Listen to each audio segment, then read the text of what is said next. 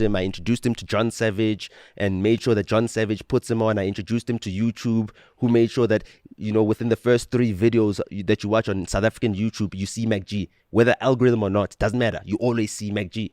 That's not algorithm. That's YouTube support directly from London. That's the plug that I gave him. I convinced YouTube that this guy is going to be the biggest thing in South African YouTube before he was. And I was right about that. And that's why YouTube have supported him more than they've supported anybody else, because he has been the biggest thing to influence people to use YouTube, to consume YouTube, because he keeps people there. Yeah. He's YouTube's biggest cash cow.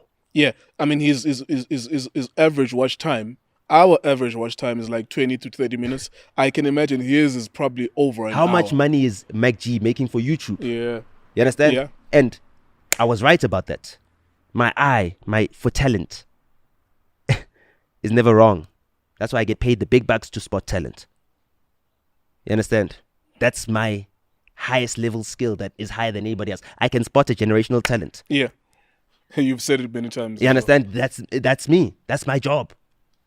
You understand? That's why I've supported him, coached him throughout this whole entire process. Do you not think that as you say that, there's always the potential of the same thing that happened with me with Questa happening again? No, besides that, just at a level of ego, so we are competitive men, and this exists with me, it exists with you, that the last thing you would want is someone taking credit for your success, knowing how hard you've personally worked. I'm not saying you are taking credit for him, but as you mentioned some of the plugs, it does get to a point where it's like, yo, bro, like I was also working hard, I'm talented.